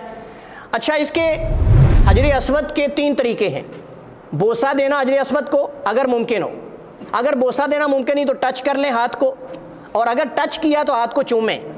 اللہ کے نبی علیہ السلام نے چھڑی لگا کر چھڑی کو چوما تھا۔ آپ نے نبی علیہ السلام نے امت کو سارے طریقے بتائے جو آسان ہو۔ تو اگر آپ حجر اسود کو بوسہ دے سکتے ہیں آسانی سے، جو کہ حج کے اندر ناممکن ہوتا ہے تقریباً، تو آپ بوسہ دیں گے۔ اگر بوسہ نہیں ٹچ کر سکتے ہیں، حجر اسود کو ٹچ کر کے ہاتھ چوم لیں، لیکن ہر چکر میں جا کے دکم پیل کر کے جانا وہاں آگے تک ہاتھ لگانے کے لیے، یہ آپ کا بہت ٹائم لگے گا اس پہ، اور کسی کو نقصان بھی دے سکتے ہیں۔ بہرحال اگر یہ دوسری صورت بھی ممکن نہ ہو کہ آپ ٹچ بھی نہیں کر سکتے، چوم بھی نہیں سکتے، بوسہ بھی نہیں دے سکتے، پھر یہ کہ آپ اشارہ کریں، اشارہ کریں حجر اسود کی طرف اور بسم اللہ اللہ اکبر، لیکن چومنا نہیں، ہاتھ کو چومنا نہیں۔ تیسری صورت میں، پہلی صورت بوسہ دیں حجر اسود کو، اگر امپاسبل ہے تو آپ اس کو ٹچ کریں، ٹچ کرنا ممکن نہیں تو آپ اس کی طرف اشارہ کر کے بسم اللہ اللہ اکبر، بسم اللہ اللہ اکبر، لیکن چومنا نہیں۔ سارے وہاں کرتے ہیں کیا کرتے ہیں؟ کیا بات ہے، یہ سنت کے خلاف ہے، یہ خلاف سنت، اللہ کی نبی نے ایسا نہیں کیا، یہ نہیں کرنا۔ میں اس وجہ سے بتا رہا ہوں کہ میں نے وہاں بہت لوگوں کو دیکھا، ایک دوسرے کو دیکھا دکھائی وہ کرتے ہیں، تو یہ نہیں آپ نے کرنا، ٹھیک ہے جی۔ آپ کا طواف شروع ہو چکا ہے، ہر چکر میں آپ نے یہ کرنا ہے، لیکن جب آپ نے حجر اسود کے سامنے آنا ہے تو کیا ہر چکر میں بسم اللہ اللہ اکبر کہنا ہے یا خالی اللہ اکبر کہنا ہے؟ دونوں طرح کے اقوال موجود ہیں، دونوں طرح کے اقوال موجود ہیں۔ بسم اللہ اللہ اکبر بھی ہر چکر میں آپ کہہ سکتے ہیں، یا پہلے چکر میں صرف بسم اللہ اللہ اکبر کہہ لیں، باقی سب میں اللہ اکبر کہہ لیں جب بھی حجر اسود کے سامنے آنا ہے۔ لیکن 7ویں چکر میں کہیں گے، ہاں جی، جب آپ کا آخری چکر کمپلیٹ ہوگا تو اس میں نہیں کہیں گے، اس میں آپ ایسے نہیں کریں گے بلکہ چپ کر کے گزر جائیں گے۔ آخری چکر میں آپ نے حجر اسود کو بوسہ نہیں دینا، بلکہ اسی طرح آپ کراس کر کے آگے 2 نفل پڑھنے کے لیے نکل جائیں گے۔ آپ تصویر دیکھیں غور سے، تصویر کو دیکھیں، یہ حتیم ہے، دیکھ رہے ہیں آپ، یہ والا، یہ اس سائڈ پہ جو آپ دیکھ رہے ہیں نا بڑی ہوئی، بیت اللہ کی ہی عمارت ہے یہ، لیکن آپ جانتے ہیں وہ تفصیلی واقعہ ہے کہ اہل مکہ کے پاس جو ہے وہ مال کم ہو گیا تو انہوں نے اس کو چھوڑ دیا اسی طرح۔ تو اگر کوئی اس کے اندر سے گزر جاتا ہے تو اس کا طواف پورا نہیں ہوگا، یہ بات ذہن میں رکھ لیں۔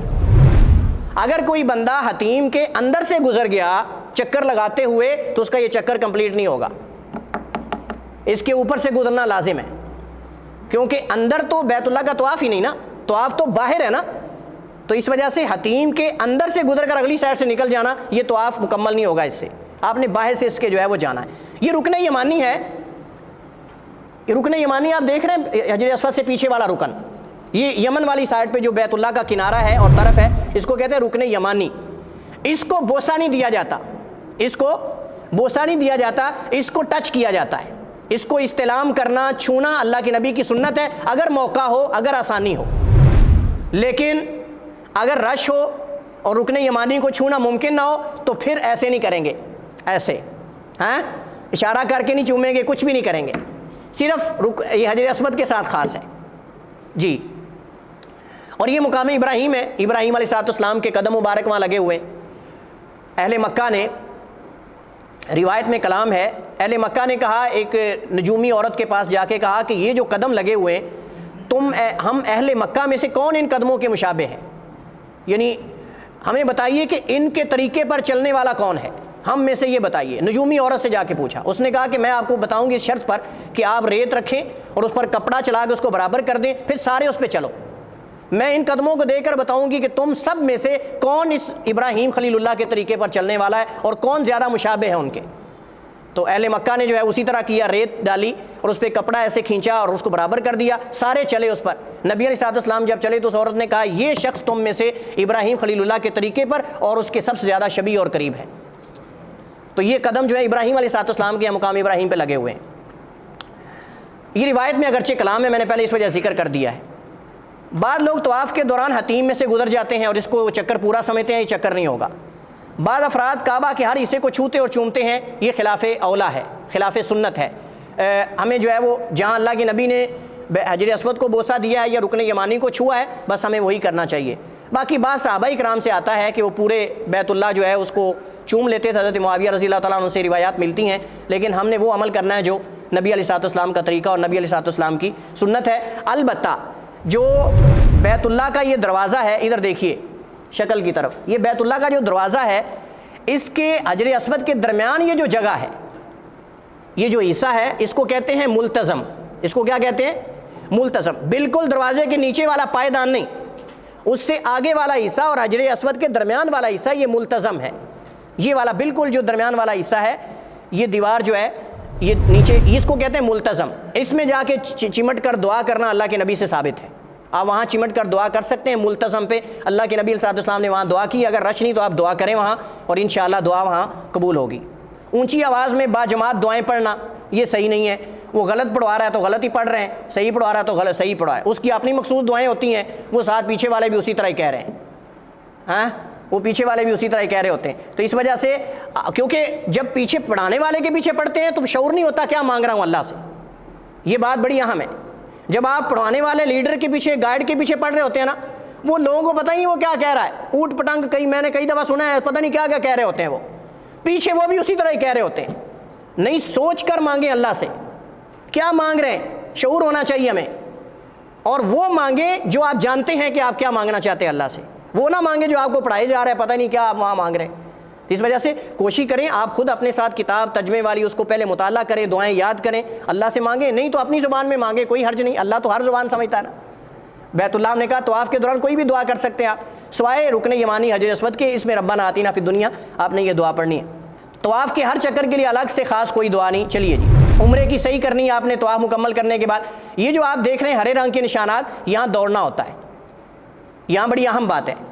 صفا سے مروہ ایک چکر ہوگا، آدھا نہیں، ایک چکر ہوگا. مروہ سے صفا 2، صفا سے مروہ 3، مروہ سے صفا 4، صفا سے مروہ 5، پھر مروہ سے صفا 6 اور صفا سے مروہ 7. آپ کا آخری چکر مروہ پہ ختم ہونا چاہیے. اس پہاڑی پر جو دوسری سائڈ پہ ہے اس پہ آپ کا چکر ختم ہونا چاہیے، جہاں سے آپ نے سٹارٹ نہیں کیا، اس کے اپوزٹ بالکل. اگر آپ کا آخری چکر صفا پہ ختم ہو رہا ہے نا تو یا کم ہے یا زیادہ ہے، یا ایک چکر کم ہے یا زیادہ ہے. اب دیکھیں کہ آپ کو زیادہ رجحان کس طرف ہے، زیادہ پہ کم پہ. اگر آپ کو پتہ ہی نہیں چل رہا کم زیادہ ہے، پھر کم پہ بنیاد رکھیں، پھر کم پہ بنیاد رکھیں. ٹھیک ہے جی. تو آخری چکر آپ کا مروہ پہ ختم ہونا چاہیے. یہاں کچھ تنبیہات ہیں، میں نے پہلے بھی بتایا تھا پچھلے میں بھی، کہ ایک حاجی صاحب مجھے ملے، کہتے ہیں کہ میری بیوی صاحب نے مجھے فتویٰ دیا ہے، کیونکہ مفتی تو بڑے ہوتے ہیں. کہتا ہے میں نے 14 چکر لگائے صفا مروہ کے. وہ سمجھ رہا تھا صفا سے مروہ اور مروہ سے صفا آنے کا ایک چکر جیسے طواف کا پورا ہوتا ہے نا، ایسے ایک چکر ہوگا. کہتے ہیں میں 14 چکر لگایا، اور 14 چکر صفا مروہ کے لگاتے اچھے خاصے نوجوان کو پتہ چل جاتا ہے. تو کہتا ہے مجھے تو پتا تھا، میں تو یہ سمجھ رہا تھا کہ 7 چکر یعنی صفا سے مروہ ایک اور مروہ صفا اس طرح کر کے کرنے. کہتے ہیں میری بیوی مجھے کہہ رہی تھی نہیں ایسے نہیں، ایسے ہی ہے، ایسے نہیں ایسے ہی. ہر جگہ بیوی کی نہیں ماننی چاہیے، ہر جگہ بیوی کی نہیں ماننی چاہیے بھائی صاحب، خیال رکھنا چاہیے. یہ پھر ایسے ہی ہوتا ہے. اگر بیوی عالمہ ہے فاضلہ ہے تو پھر تو ٹھیک ہے بھائی، لیکن اگر وہ بھی آپ کی طرح کی سادہ ہے تو پھر پوچھیں کہ آپ نے کہاں سے سنا ہے. یہ نہ ہو کہ آپ اس کے پیچھے پوچھ لیں. وہاں علماء ہوتے ہیں، طلاب ہوتے ہیں، اسٹوڈنٹ ہوتے ہیں، سارے کسی سے پوچھ لیں کہ بھائی یہ کیسے 14 لگانے یا 7 لگانے. 14 لگا کے رات کو ٹانگیں جو ہے پھر اسی سے کہو دبائے، پھر جس نے 14 لگوائے ہیں اسی کو کہو کہ رات کو پھر دبائے بھی. چلیے جی، آپ نے جب وہاں شروع کرنا ہے تو آپ نے یہ آیت پڑھنی ہے، ان الصفا والمروۃ من شعائر اللہ. یہ دعا آپ نے پڑھنی ہے، یہ آیت پڑھنی ہے. لیکن ہر چکر پہ یہ آیت نہیں پڑھنی ہے آپ نے، یہ صرف آپ نے پہلے جب سٹارٹ کرنی ہے صحیح تو آپ نے پڑھ. اس کے بعد پھر ہر چکر پہ آپ نے یہ دعا پڑھنی ہے، لا الہ الا اللہ وحدہ لا شریک لہ لہ الملک ولہ الحمد وہو علی کل شیء قدیر. لا الہ الا اللہ وحدہ انجز وعدہ ونصر عبدہ وہزم الاحزاب وحدہ وہزم الاحزاب وحدہ. یہ دعا آپ نے ہر چکر میں 3 دفعہ دعا کرنی ہے. ہر چکر پہ جب آپ نے صفا پہ آنا ہے شروع کرنا ہے تب بھی، واپس مروہ پہ جانا ہے وہاں صفا پہ آنا ہے، جب پھر دوبارہ ہر پہاڑی پہ جب آپ نے پہنچنا ہے آپ نے یہ دعا 3 دفعہ کر کے باقی آپ جو دعائیں اپنی چاہیں مانگیں. لیکن کوشش کریں دعاؤں کو ڈیوائیڈ کر لیں، یعنی کچھ دعائیں اپنی ضروریات کی وہاں مانگ لیں، کچھ وہاں کچھ وہاں. یہ نہیں کہ سیم دعائیں بار بار آپ وہی ہر جگہ تقسیم کر لیں. ضروریات تو انسان کی بڑی ہیں، اللہ سے مانگیں، رحمت اللہ کی بڑی وسیع ہے، لیکن یہ آپ نے دعائیں ضرور کرنی. یہ جو دعا ہے یہ آپ نے پڑھنی ہے اور ہر چکر میں آپ نے. لیکن آخری جب مروہ پہ آپ نے چکر ختم کرنا ہے صحیح کا تو وہاں آپ نے آخری چکر میں دعا نہیں کرنی. مروہ پہ جا کے جہاں آپ کی صحیح ختم ہو رہی وہاں آپ نے بس اسی طرح چکر پورا کر کے نکل جانا ہے. ٹھیک ہے جی. باقی ہر جگہ صفا پہ بھی مروہ پہ بھی، صفا و مروہ پہ آپ نے یہ دعائیں کرنی. صحیح میں کی جانے والی غلطیاں، صفا اور مروہ پہ رفع الیدین کرنا، بعض ایسے کرنے لگ جاتے ہیں وہاں کھڑے ہو کے. اسی طرح صفا سے مروہ تک بھاگنا، جبکہ 2 سبز نشانوں تک بعض وہاں جو ہے وہ مقابلہ بازی کرتے ہیں بھاگنے کی. کیا کرتے ہیں؟ مقابلہ بازی کرتے ہیں. میں نے خود دیکھا ہے، وہ سمجھتے ہیں کہ پوری صفا مروہ پہ بھاگنا ہے اور پھر خوب دوڑ لگاتے ہیں اور وہاں سلپ بھی ہونے کا امکان ہوتا ہے. اگر سلپ بندہ ہو گیا نا وہاں تو پھر بس پکا سلپ ہو جائے گا جی. تو وہاں صرف ہرے نشان جو ہیں وہاں لائٹس لگی ہوئی ہیں، آپ نے صرف وہاں دوڑنا ہے بس. ہر چکر میں سورہ بقرہ کی آیت تلاوت کرنا، یہ جو ہم نے ان الصفا والمروۃ من شعائر اللہ والی صرف آپ نے پہلے چکر میں پڑھنی. صفا مروہ پر اجتباع کرنا، وہی جو دایاں کندھا ننگا رکھنا، یہ بھی غلطی ہے، یہ صحیح نہیں، صرف طواف کے اندر ہے. ٹھیک ہے جی. عمرہ کے ارکان اور واجبات سب ہم پورے کر چکے ہیں، نیت بھی ہم بات کر چکے ہیں. 8 ذوالحجہ کو آپ نے یوم ترویہ کو آپ نے جو ہے وہ نیت کر کے آپ نے داخل ہونا ہے، مینا کی طرف جانا ہے. اور وہاں جا کے کیا کرنا ہے جی؟ مینا میں 8 کو آپ نے وہاں ظہر پڑھنی ہے، عصر پڑھنی ہے، 5 نمازیں پڑھنی ہیں آپ نے، ظہر، عصر، مغرب، عشاء اور فجر. اپنے اپنے اوقات پہ پڑھنی ہے، لیکن قصر اپنے اپنے وقت پہ، لیکن قصر. یہ مینا کا جو معاملہ ہے یہ مزدلفہ اور عرفات سے مختلف ہے.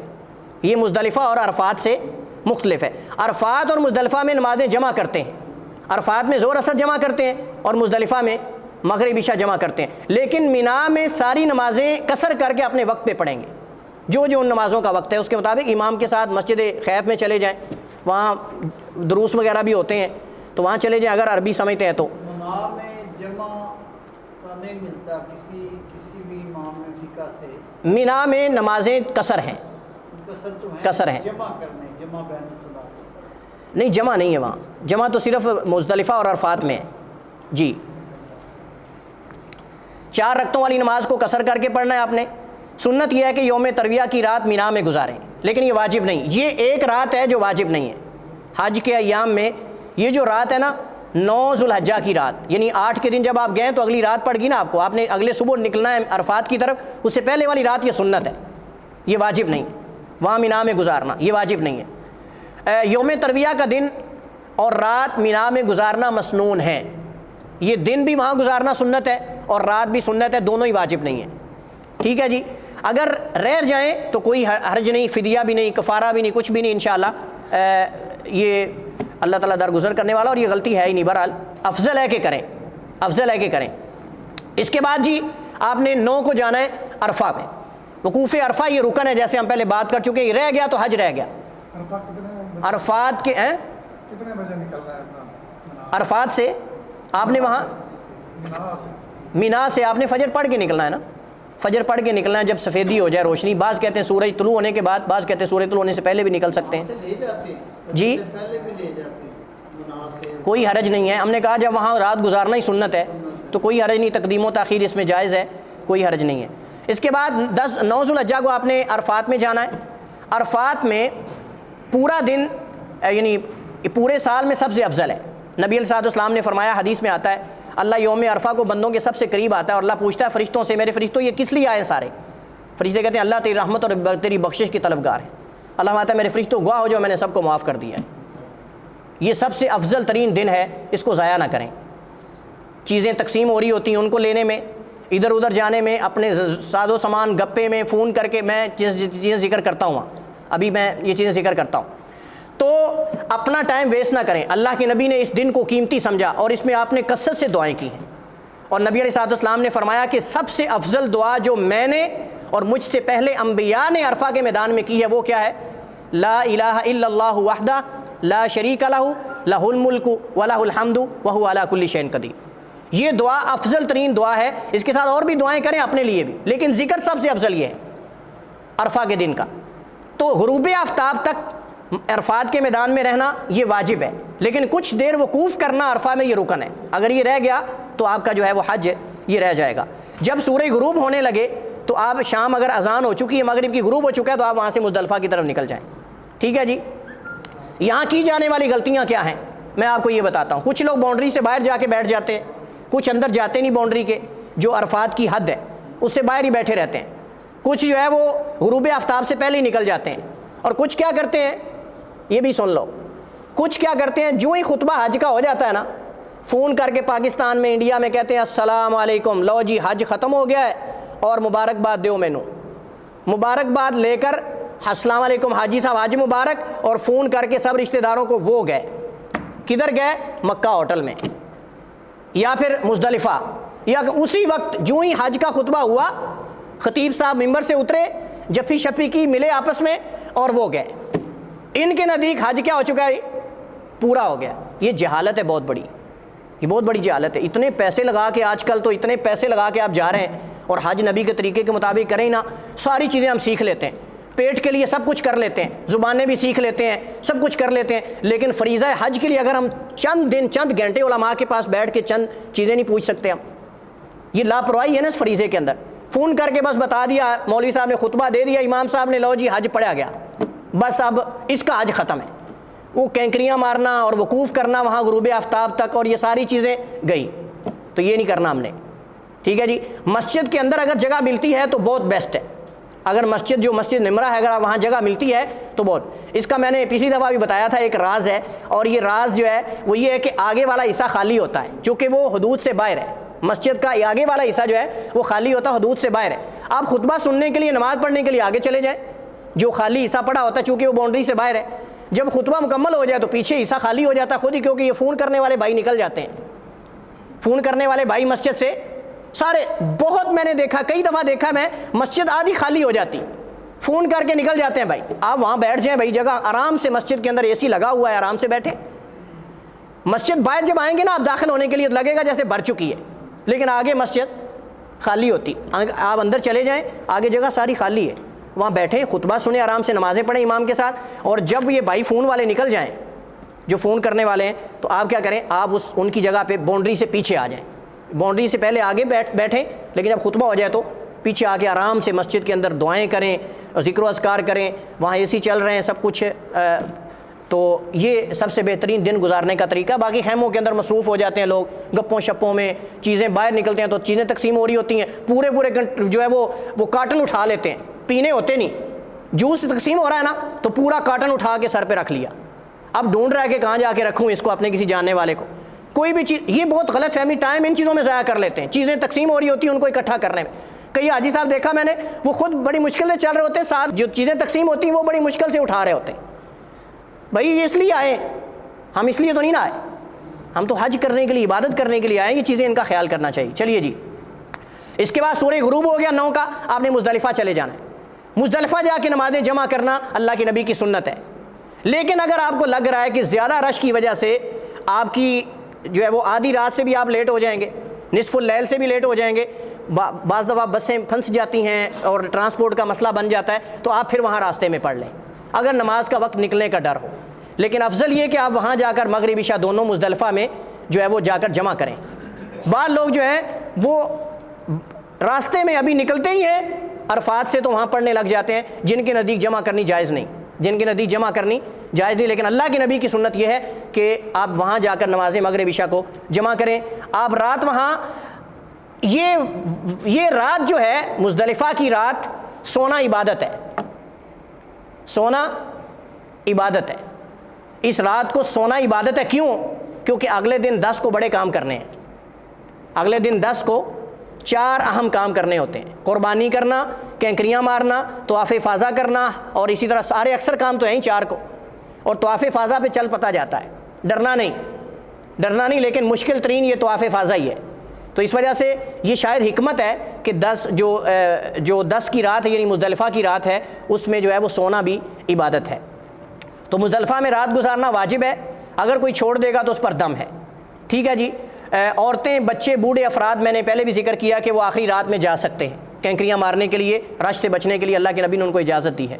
نماز پڑھیں، آپ نماز پڑھنے کے بعد آرام کریں، فجر تک آرام کریں، اور فجر کے بعد نماز پڑھ کے ذکر و اذکار کریں، اور اس کے ساتھ جو ہے وہ آپ نکل جائیں۔ تو کہتے ہیں مزدلفہ پہنچ کر مغرب عشاء کی نماز جمع کر کے پڑھیں، نماز پڑھ کر آرام کریں۔ مزدلفہ کی رات نبی صلی اللہ علیہ وسلم نے کوئی عبادت نہیں کی، صحیح حدیث میں کوئی نہیں ملتا، کیونکہ مزدلفہ میں رات گزارنا بذات خود ایک عبادت ہے، وہاں سونا بھی عبادت ہے۔ اس کے بعد نماز فجر مزدلفہ میں ادا کرے، اور مشعر حرام یا مزدلفہ میں کسی بھی جگہ ٹھہر جائے، قبلہ رخ ہو کر دعا کرنا سنت اللہ کے نبی کی۔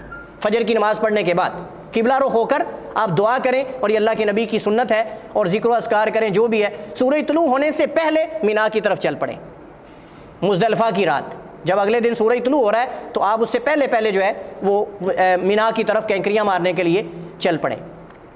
اس رات کو کچھ لوگ جو ہے ساری رات کینکریاں اکٹھی کرتے ہیں، ایک دفعہ ڈبے میں ڈالی، بوتل میں ڈالی، چن کے یار یہ تھوڑی موٹی ہیں، اس کو پھینک دیا، پھر دوبارہ میں اور لے کے آتا ہوں، پھر گیا، یار یہ تھوڑی پتلی ہیں، شیطان کو زیادہ زور سے جو لگیں گی نا وہ ہونی چاہیے، پھر تھوڑی موٹی لے کے آتا ہے، اور وہ ایسے ٹائم ویسٹ کرتے رہتے ہیں، کینکریاں چنتے رہتے ہیں، حالانکہ وہاں وافر مقدار میں مل جاتی ہیں۔ یہ ٹینشن نہیں ہونی چاہیے آپ کو، یہ تو آپ صبح نکلتے ہوئے وہاں سے اٹھا لیتے ہیں، کوئی مسئلہ ہی نہیں۔ وہ رات کو ساری رات کینکریاں، مخصوص طریقے کی کینکریاں اٹھاتے ہیں، وہاں کنٹینر پھینکے ہوتے لا کے کینکریوں کے، وہاں ٹرالے پھینکے ہوتے ہیں، کوئی تھوڑی بہت ہی نہیں ہوتی، باقاعدہ پھینکتے ہیں وہاں لا کے تاکہ حاجی یہاں سے لے کے چلے جائیں، لیکن حاجی صاحب جو ہے ان کو پھر بھی نظر نہیں آتی، کیونکہ وہ خاص طریقے والی، وہ جیسے آگے ہم ذکر کرتے ہیں ان کا طریقہ خاص ہوتا ہے مارنے کا، جیسے کوئی بولنگ کر رہا ہوتا ہے نا، انہوں نے چونکہ اس انداز میں مارنی ہوتی ہیں تو اس وجہ سے وہ یہ کرتے ہیں جی۔ اس کے بعد مغرب اور عشاء کی نماز ادا کرنے سے پہلے کینکریاں جمع کرنے لگ جانا، جاتے ہی پہلا کام ہی یہ کرتے ہیں کچھ حاجی صاحبان، یہ نہیں آپ نے کرنا پہلے نماز پڑھنی ہے، یہ کہ نماز کا ٹائم نکل جائے۔ نماز کے بعد نفل اور تہجد کا اہتمام کرنا کوئی ثابت نہیں اللہ کے نبی علیہ الصلوۃ والسلام سے اس رات کو۔ یہ سمجھنا کہ تمام کینکریاں مزدلفہ سے ہی لینا ضروری ہے، یہ بھی ضروری نہیں، آپ مینا سے بھی جا کے لے سکتے ہیں، بلکہ جمرات سے وہاں دائیں بائیں گری بھی اٹھا کے پھینک سکتے ہیں، کوئی حرج نہیں ہے۔ اس کے بعد جی 10 ذو الحجہ کے کام ہیں۔ فجر کی نماز مزدلفہ میں ادا کر کے مشعر حرام پر ذکر کر کے سورج طلوع ہونے سے پہلے تلبیہ پڑھتے ہوئے آپ مینا کی طرف چل پڑیں۔ اس کے بعد جی آپ نے جب کینکریاں مارنے لگنا ہے تو اس سے پہلے آپ نے تلبیہ بند کر دینا ہے، آپ نے کہنا ہے اللہ اکبر اللہ اکبر اللہ اکبر لا الہ الا اللہ اللہ اکبر وللہ الحمد، پھر قربانی کرنی کینکریاں مارنے کے بعد، یہ دعا آپ نے قربانی کرتے ہوئے پڑھنی، لیکن جب کینکریاں مارنی صرف اللہ اکبر کہنا ہے، ٹھیک ہے جی۔ اور کینکریاں کہاں مارنی ہے 10 کو؟ صرف آخری جمرے کو جو جمرہ عقبہ یا جمرہ کبریٰ ہے، پہلے والے 2 کو آپ نے کراس کر جانا ہے، اور ویسے بھی وہاں سیکورٹی کھڑی ہوتی ہے، سیکورٹی والے کھڑے ہوتے ہیں، بند کیا ہوتا ہے انہوں نے، وہاں بند کیا ہوتا ہے، کوئی مارنا چاہے بھی تو نہیں مار سکتا، وگرنہ اوپن ہو تو سب کو ہی ماریں، اوپن ہو تو ہمارے بھائی سب کو ہی ماریں۔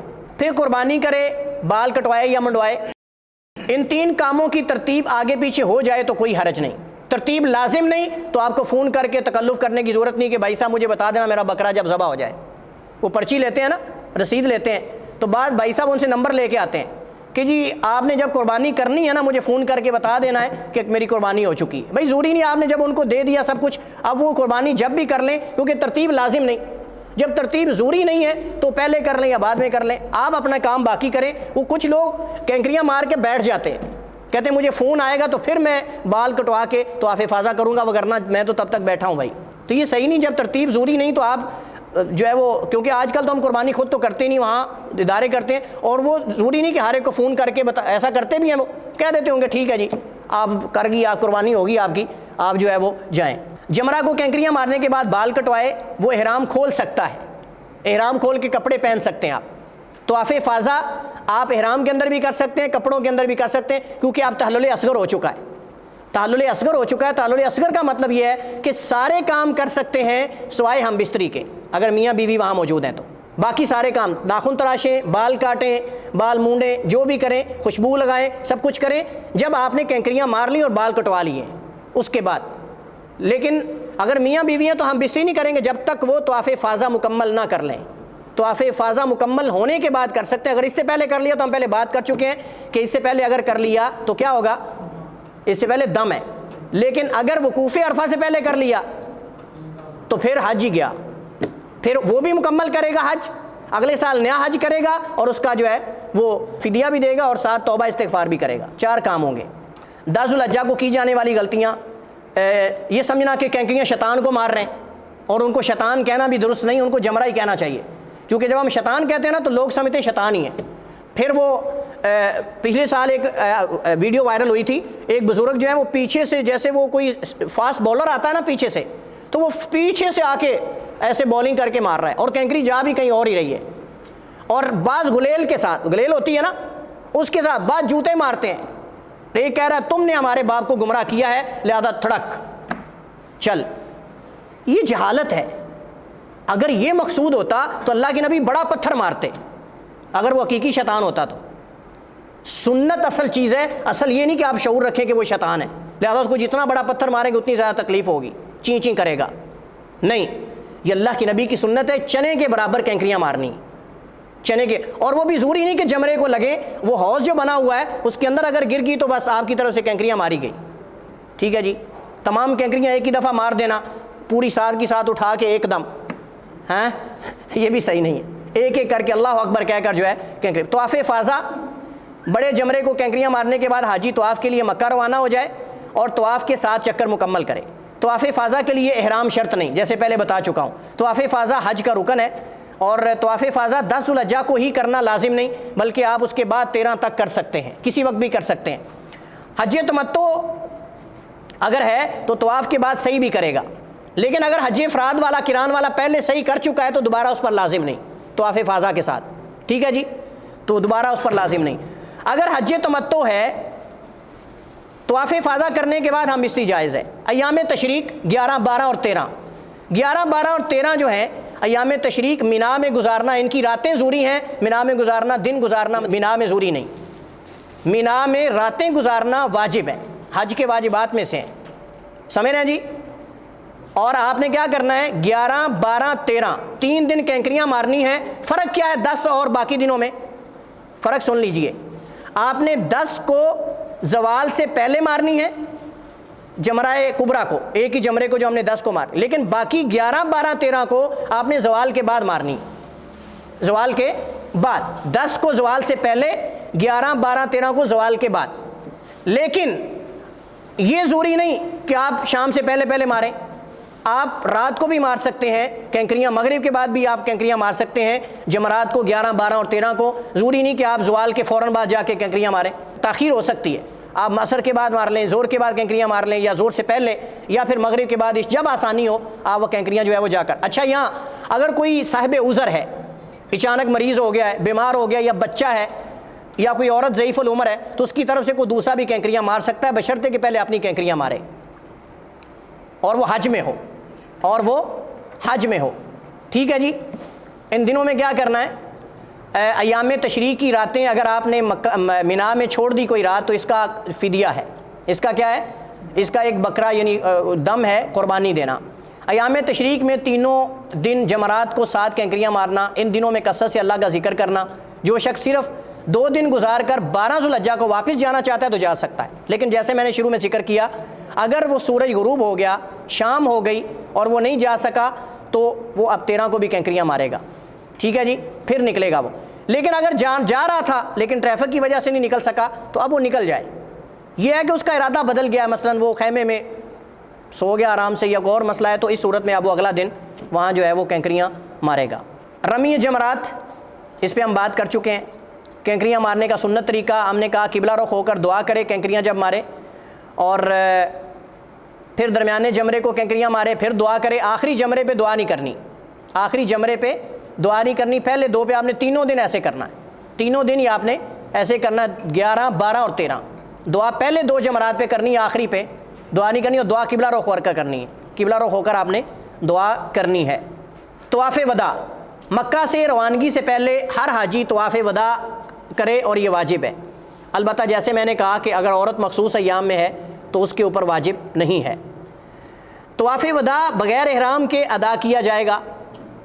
نفلی عمرہ کا طواف وداع شمار نہیں ہوگا، نفلی عمرہ کا طواف وداع شمار نہیں ہوگا۔ اگر ویسے کوئی طواف کر رہا ہے تو یہ کیا ہے، یہ طواف وداع شمار نہیں ہوگا، آپ نے آخری دفعہ طواف وداع کی نیت سے طواف کر کے جانا ہے۔ اچھا جی، کچھ عورتوں کے حوالے سے مخصوص احکام ہیں، مثلاً اگر کوئی خاتون عمرہ کی نیت کرے اور اس کے مخصوص ایام شروع ہو جائیں تو کیا کرے؟ جی، تو نیت کر لے اور وہ میقات سے نیت کر کے حرم میں داخل ہو جائے، لیکن کیا کرے؟ طواف نہیں کرے گی، صحیح کر لے، طواف نہ کرے۔ اگر عمرہ کرنا ہے تو صحیح کر لے، طواف نہ کرے، ٹھیک ہے جی۔ اور اس سے جو یہ طواف ہے، طواف قدوم، یہ ساقط ہو جائے گا، اس سے طواف قدوم معاف ہو جائے گا، ساقط ہو جائے گا اگر حج میں ہے۔ لیکن اگر عمرے میں ہے تو پھر انتظار کرے گی حتیٰ کہ اس کے ایام ختم ہو جائیں اور وہ عمرہ طواف کر کے عمرے کا پھر فارغ ہو۔ لیکن اگر حج میں ہے تو صرف طواف فاضہ اس پر لازم ہے، مخصوص ایام اگر اس کے چلتے رہتے ہیں طواف فاضہ جو ہے وہ کرے گی۔ ہاں، لیٹ بھی کر سکتی ہے، اگر وہ آخری ایام میں سفر سے پہلے اگر وہ پاک ہو گئی ہے تو تب بھی اس وقت تک لیٹ کر سکتی ہے، صحیح کر لے، لیکن طواف اس کو کیا کر لے؟ طواف کو مؤخر کر دے، کیونکہ طواف بیت اللہ کے اندر جو ہے وہ اس حالت میں داخل ہونا جائز نہیں۔ البتہ ایک استثنائی صورت جس کو ہم ابھی ذکر کرتے ہیں، مجبوری کی صورت ہے، اگر اس کی فلائٹ کا ٹائم ہو چکا ہے، فلائٹ تبدیل بھی نہیں ہو سکتی، اب کیا کرے گی؟ مخصوص ایام بھی ہیں، یہ مسئلہ ہے۔ مینا، عرفات، مزدلفہ، یہ سارے کام کرے گی، مینا بھی جائے گی، عرفات بھی جائے گی، مزدلفہ بھی رات کو ٹھہرے گی، سارے کام کرے گی، کینکریاں بھی مارے گی، سب کچھ کرے گی۔ تو طواف حج میں 2 طواف ہیں، طواف فاضہ یہ حج کا رکن ہے، اس کے بغیر حج مکمل نہیں، لہٰذا پاکیزگی اور غسل کے بعد طواف ادا کرے۔ اگر پاکیزگی سے پہلے روانگی کا ٹائم ہو جائے، عورت ابھی اس کے مخصوص ایام ختم نہیں ہوئے، 7 فلائٹ کا ٹائم ہوگا، ابھی اس نے طواف فاضہ ہی نہیں کیا، ابھی اس نے طواف فاضہ ہی نہیں کیا جو رکن ہے، اب کیا کرے؟ وہ کہتے ہیں کہ اگر تو فلائٹ کو آگے پیچھے کرنا ممکن ہے فلائٹ کو، تو فلائٹ آگے کروا لے، پہلا آپشن یہ ہے۔ دیکھیں ترتیب کے ساتھ چلنا ہے، سیدھا کام وہ دعائیوں والا اور وہ کام نہیں کرنا، ٹھیک ہے جی۔ اگر تو فلائٹ آگے کرنا ممکن ہے تو فلائٹ آگے لیٹ کر لے، نمبر 1۔ اگر یہ ممکن نہ ہو تو پھر کیا کرے؟ پہلے سے علم ہو تو حیض روکنے والی گولیاں استعمال کر لے، جو ادویات ہیں مانے حیض، ادویات وہ استعمال کر لے۔ اگر اس کو پتہ ہے پہلے سے کہ میرے یہ ایام ان دنوں میں آئیں گے تو اس کے لیے وہ ادویات بھی استعمال کر سکتی ہے، کوئی حرج نہیں۔